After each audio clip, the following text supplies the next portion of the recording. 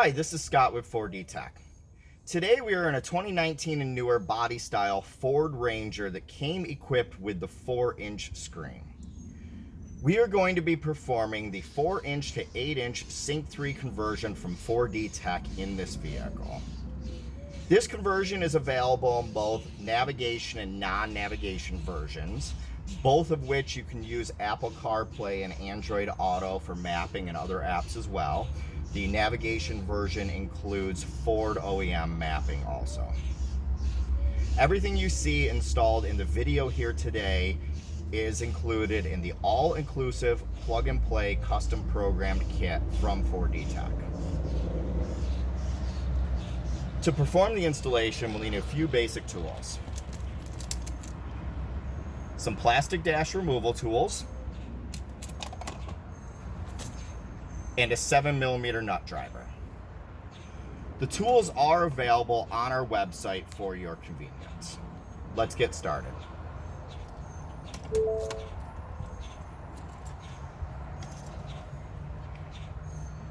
First, we need to remove all the overlapping panels that overlap this center console bezel area in order to replace the system. So we'll start with these two lower panels on the sides right here. We'll use a combination of plastic dash removal tools and our fingers to get started on a corner and start to unsnap.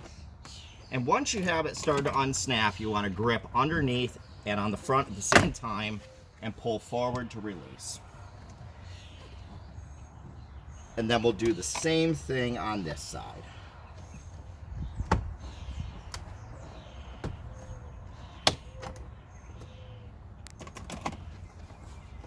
Now this side, this under dash panel where your shins are, overlaps it a little bit. You do not need to fully remove the panel, but just unclip it from it. Grip the corner in the bottom and pull out. And then unclip it from the overlapping panel.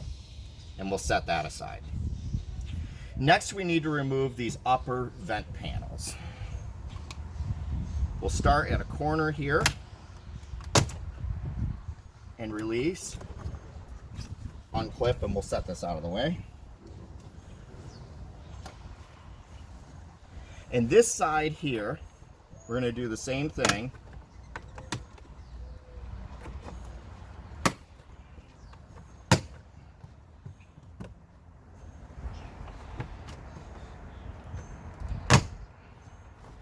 And release it across till it's kind of hanging loose like this.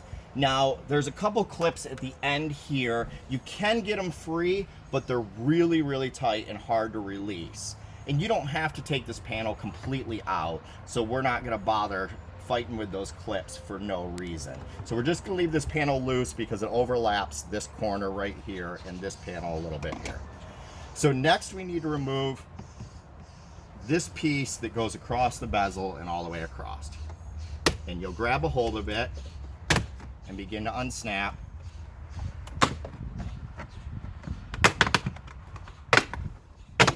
And work our way across and remove it.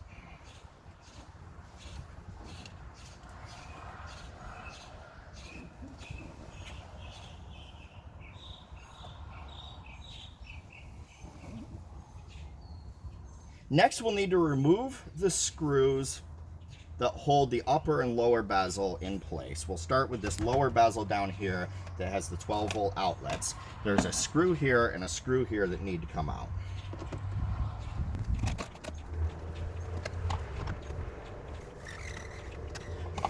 Once those two screws are out, we want to grab a hold of this panel and pull forward and work its way out. There are two gray connectors here for the power outlets. When you squeeze the top of them, we'll release the little clip and you can unplug them. Slide this out and set it aside.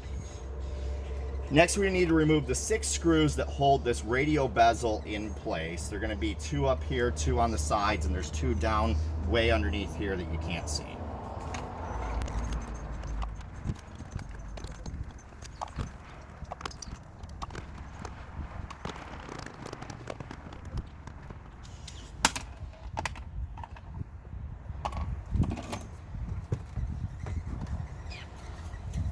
With those 6 screws out, we're going to grab a hold of this panel around the screen and lift it out of the way.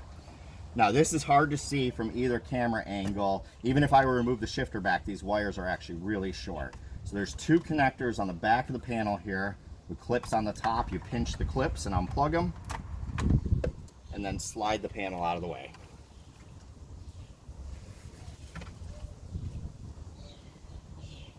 So these are the 2 connectors we unplugged from there with the clips on the top that you squeeze to release them. Next, we need to take the current 4-inch screen out with the module attached with the 4 screws here.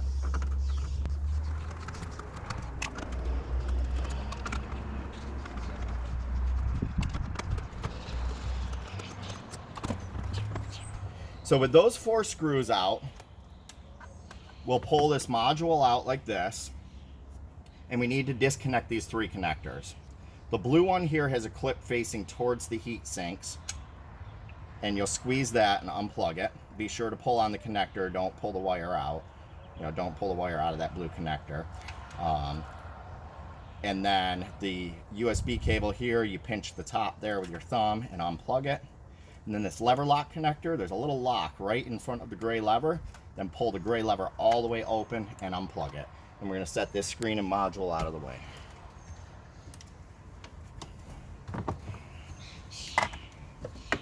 Next, we need to get this USB plate out of the way because we're going to be replacing this with the Sync 3 hub down here. What's really nice is with this panel out of the way, you don't have to pry at the front or around it at all. You can reach behind your fingers and just pop it right out. And once we're popped out, there's a tab above and below. And the easiest thing to do is use your fingernails, open those tabs, and then pull away to get that disconnected. Now we will be running a different USB cable down along with power for the hub. So we're going to tuck this back into the opening there as it's no longer needed.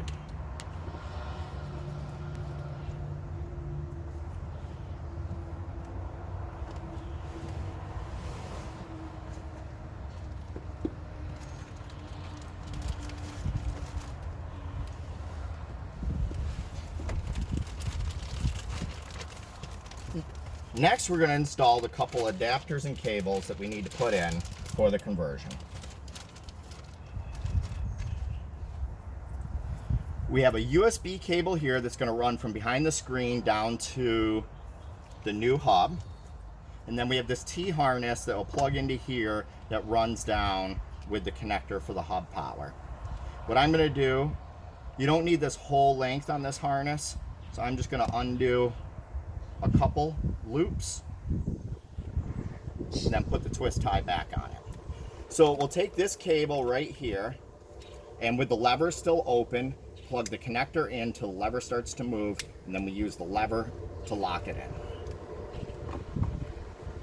And then we'll take this USB cable and this gray connector, and we'll route it on the passenger side of this metal box here, this module.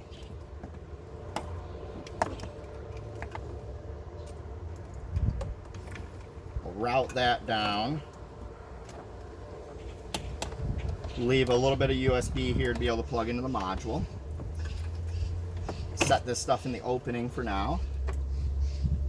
Go around below this metal box, and you see where these 2 screws were here earlier, these 2 metal clips. There's a plastic brace here. We're going to run both connectors behind that plastic brace. You might have to pull out on it a little for them to fit. Make sure these 2 connectors are routed above what you're routing, so you're not limiting the length of these connectors by drawing them in with the cable.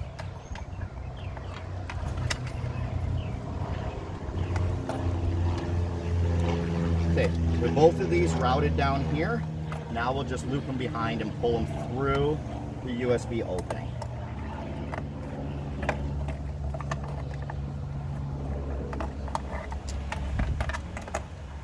So now we have the USB cable and the gray connector coming out here.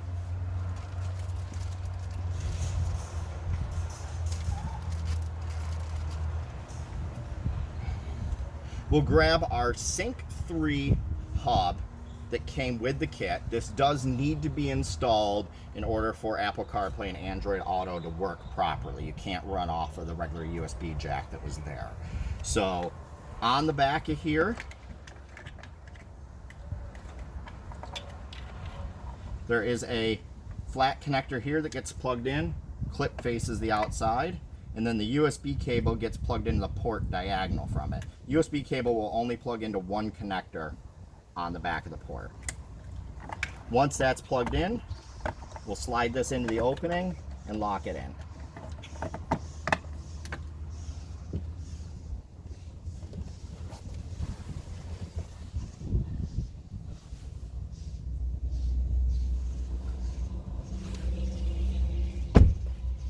Back up top here, we're going to install the new Sync 3 system.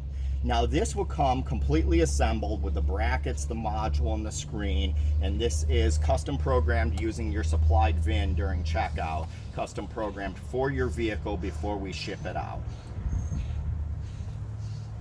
So to install this, we'll take this large lever lock connector from the T-harness. If the lever is not open on it, you're going to want to push the little lock and open the lever. Push it in on the back of the module, then use the lever to draw it in. Now, the USB cable that gets plugged in, very important. Make sure you plug in the new one that we routed down. Do not plug in the existing one, as that will not do anything. And then plug the antenna back in. So the original 4-inch screen already had this antenna connection here to the vehicle. It uses that GPS antenna for 911 assist and some other functions. So your vehicle already has a GPS antenna with this blue connector that we're reusing on the new screen. Now, for the sake of time length of the video, I'm just going to tuck this back in. You may want to take a little bit of extra time, wrap some tape around this, or put something rubber or foam on it, just so it doesn't end up chattering against something metal inside the dash. If you tuck it right, it won't, but if you're concerned about it chattering up against something, then just cover it up. We're going to set this whole screen in place till the 4 screws line up. Then we're going to reuse the 4 screws from the old screen to put it back in.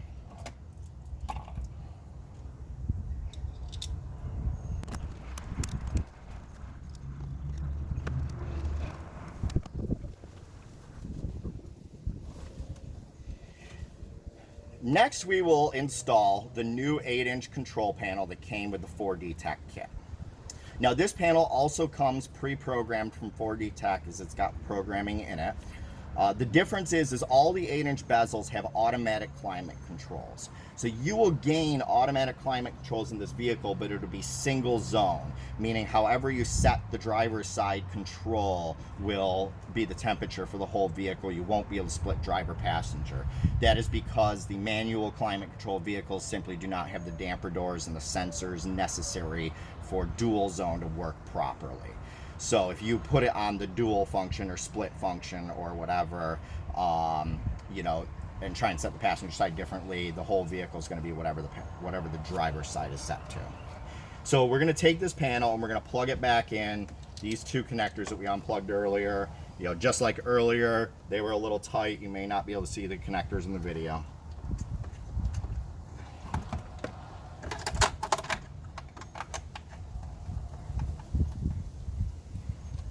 So clips facing up on both connectors. Put them in until they clip in.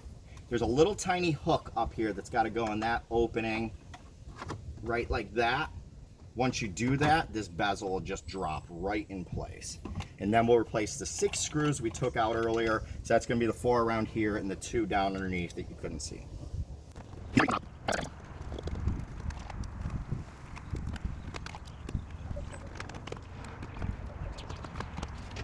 Now we'll replace this plate down here that had the 12-volt outlets in it. We'll slide that in and reconnect the 2 gray connectors.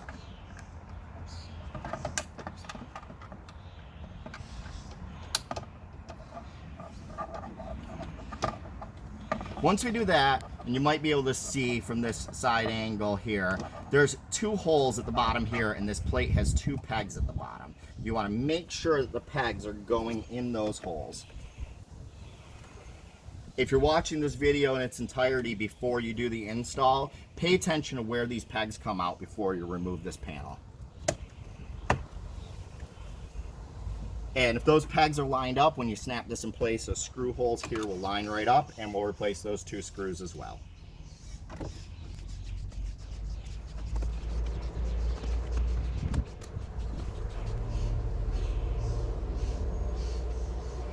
Next, we'll replace this plastic panel that went all the way across the dash. So we'll kind of lift this up and out of the way a little bit to align it. Start with the center here.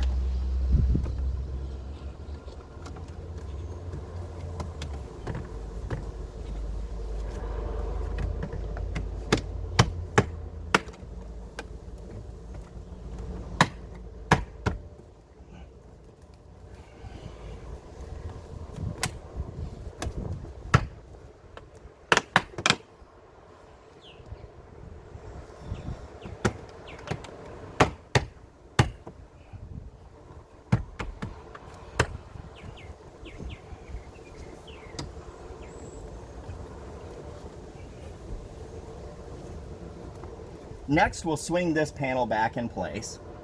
Now, because we have it kind of swung out of the way, we have to kind of work all the clips back in. You know, they might not be catching here because we're at an angle, so you want to finesse it back in.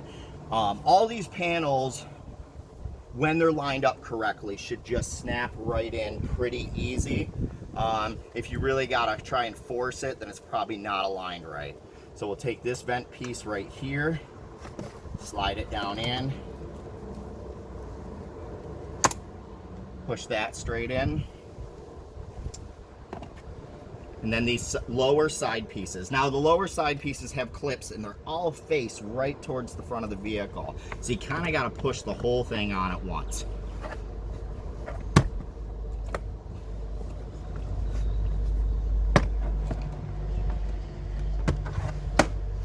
If you don't have one lined up right, it isn't going to clip on. Now this lower one down here is going to be a bit more difficult because we got to get it behind the other panel, and then you got to get it all lined up and straight in like that. So once you get it hooked behind this panel, then it'll line right up. Snap it in, and then snap that cover plate back on as well.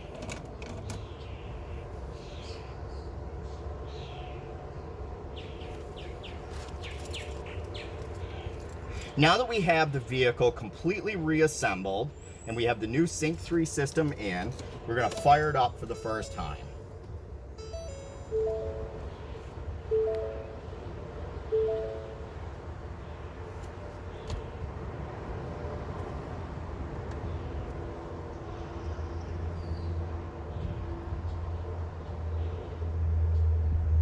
And now you see with the Sync 3 system loaded here, we did install the navigation version in this vehicle. So you have the navigation icon down here as well. You have the maps loading up.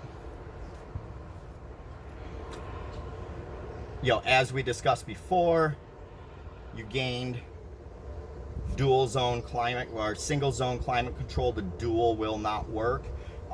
So however you set the temperature will be on both sides. If you hit dual and try and adjust the passenger side separate, it won't do anything.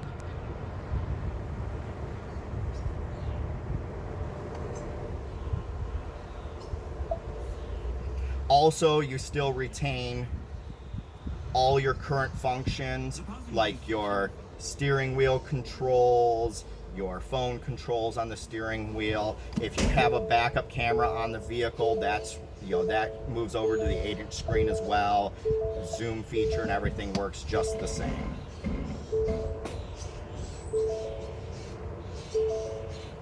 So now you see how simple it is to install the complete plug-and-play 4-inch to 8-inch conversion for the 19 and newer Ford Ranger.